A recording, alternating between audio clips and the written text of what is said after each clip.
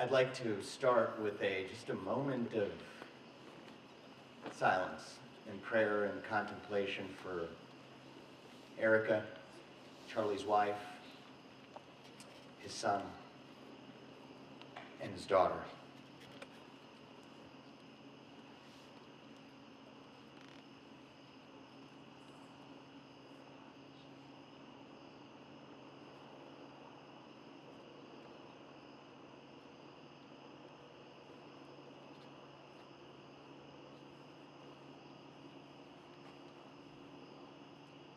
Charlie was a friend to me, so this is one of the more difficult speeches I've given.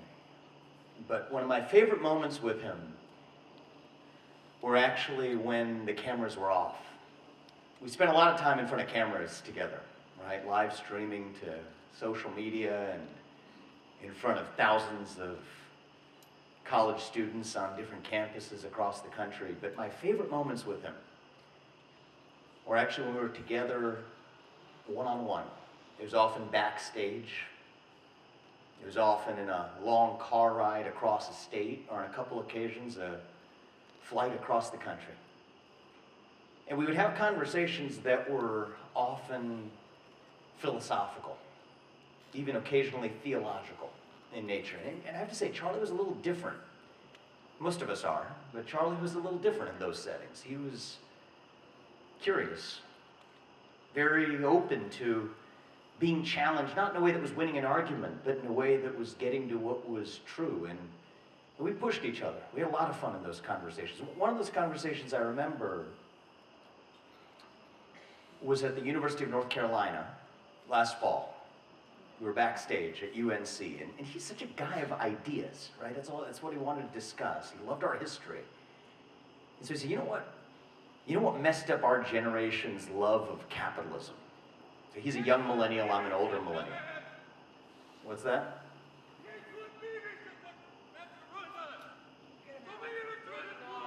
We'll give the gentleman a moment. Get out of here. Thank you for sharing your thoughts, sir. We appreciate it. It takes me back to those days I was with Charlie on the campuses. This is America, right? So anyway, we're sitting backstage before that, and he says that's what messed up our generation's understanding of capitalism was the 2008 financial crisis. Because you told a young person if they worked hard, they play by the rules, they go to college, then they get to live the American dream, and it didn't work out that way. And that jaded us with respect to American capitalism. I think he was right about that. I thought about that when we saw the news of Charlie's assassination this week, because I worry that Charlie's assassination will have the same impact on Gen Z's attitude towards free speech itself. So many of you got college students in this audience. I can't imagine what that death does to the psychology of a generation. Just a few years ago, you were on your college campuses afraid that if at your internship you wore the wrong hat to work, you might not get the full-time job. That you say the wrong thing on your college campus, you may not get the right grade at the end of the semester. And then just over the last year, things began to turn. We made our way towards what it felt like was the light. Young people, particularly on the college campuses that Charlie and his compatriots at Turning Point visited, beginning to have the conviction to speak their mind, whether they were conservative or they're liberal, it didn't matter. People feeling liberated to actually talk to one another again. And then he shows up on one of those campuses. What's he do? He's talking to those people who disagree with him. And then he's shot and killed in cold blood. I cannot imagine what that does to the psychology of an entire generation. Violence is violence. Words are not violence. Violence is violence. And violence is never an acceptable response to words. Not in the United States of America. Not in a free democracy or a constitutional republic. That is who we are. And yet that's exactly what happened. So the question now is, what is our response to what actually happened? And that's a hard question. Think about what would Charlie say in response to that question. And he had a tactic for this. He actually taught it to me. And I'm not one to take debating advice from many people, but Charlie was one of them. And he gave me advice on this, and it's good advice, which is, he said, when you get a hard question, you don't know the answer to this, you can use the process of elimination. You don't know what the right answer is, but I'll tell you what the wrong answer is. He did that countless times when we go to the campuses. I watched him. So what would Charlie say to this? And this is a hard question. How do we respond to this? He'll say, I'll tell you what's the wrong answer. More violence, that's the wrong answer. I'll tell you what's the wrong answer. Backing down. Backing down is the wrong answer. But whatever the right answer is, and I don't have it tonight, but whatever the right answer is, I know it's going to involve more speech, not less. I know that it's going to involve doubling down on our culture of free speech rather than retreating from it. I know it involves speaking more of your convictions, not less of your convictions. I know it involves more courage, not more fear. I know that much. But I also know that it may require a little more than that of us. Think about this very personally on how I respond to this. Charlie's death changed me, and just because you have the right to say something does not always automatically make it right to say either. See, we visited the University of Pittsburgh together last fall, Charlie and I did. And one of the questions we got at UPitt, I remember this, was somebody came up and said, you guys talk about America first a lot. What does that mean? Charlie didn't miss a beat. He said, it means that you put the interests of your own country first above everything else. That's what America first means. I agree with him on that. But what does it mean as an individual? Think about that. If you really mean that, if you really believe that it means putting your country first above everything else, what does it mean? It means put your country first above other foreign countries. If you're a policymaker, definitely that. But it also means on a personal level. Putting your country first means putting America ahead of your own vanity. It means putting America ahead of your own impulse. It means putting America ahead of your own reactivity. That too is what it means to be America first. And I think a way we may challenge ourselves in the aftermath of tragedy is to ask yourself, the next time before you hit post on X, the next time before you hit send on a text message, next time before you say something to your friend or your fellow citizen, just pause for a second, and not even a second, pause for a half a second. And ask yourself, is what I'm about to say good for America? Or is what I'm about to say bad for America? And I'm convinced that if every one of us does that, we're going to have a better country on the other side of it.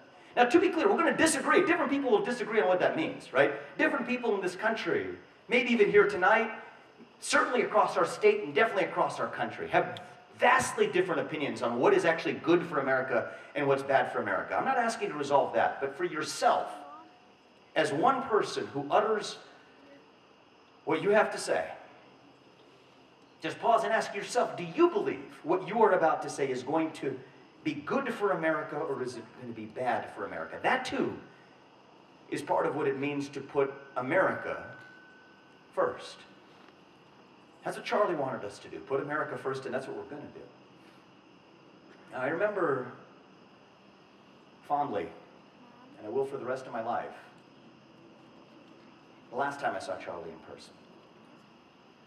It was here in Delaware County on August 25th, a little over 2 weeks ago. And we were going to both appear on stage in front of a crowd, just like tonight. But my favorite part of the night wasn't that. It was like what I told you in the beginning. It was the time we got to spend backstage. It was one-on-one. Just me and him in a conference room. I got there early because we wanted to hang out. We had planned to catch up. And we had a room. It was just the two of us. None of our staff. It's me and Charlie, classic one-on-one.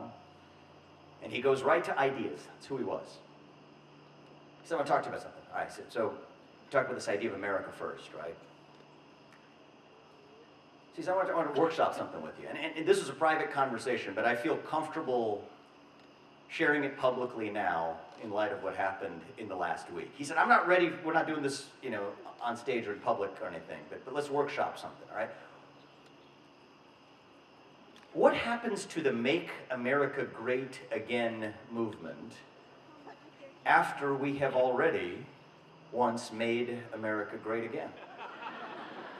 It's a good question. Think about it. It's classic Charlie. Logical, gets to the core.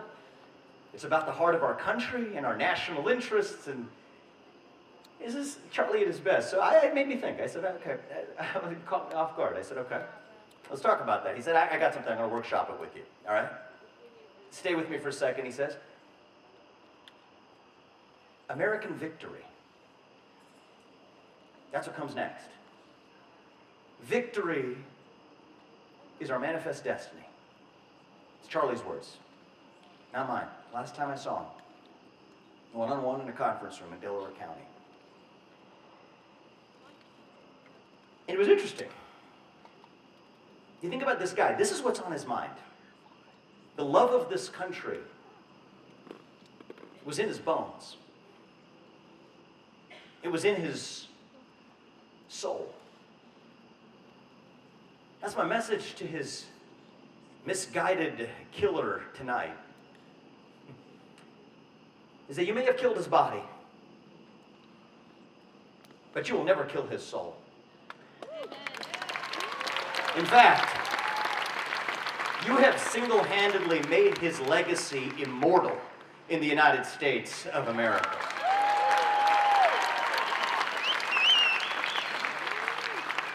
That's my message to every person who wants to harm or kill our country, the country that Charlie Kirk loved, the country that the people tonight at this vigil love, the country that all of us love. You may try to harm our country, you may try to kill our country, but you will never kill the soul of our country. You will always be the person who fails in harming the United States of America. And tonight I would say there's nothing that stops us from reaching our American victory. As Charlie Kirk said it to me, the last time I saw him, victory is our manifest destiny. And so, tonight, in honor of my friend Charlie Kirk, after his death, we declare not victory, we declare not defeat, but we declare the ultimate victory that's going to last for a long yet time to come. So thank you guys, all right? I appreciate you bearing with me. And may God bless you, Charlie Kirk's legacy, and may God bless our United States of America.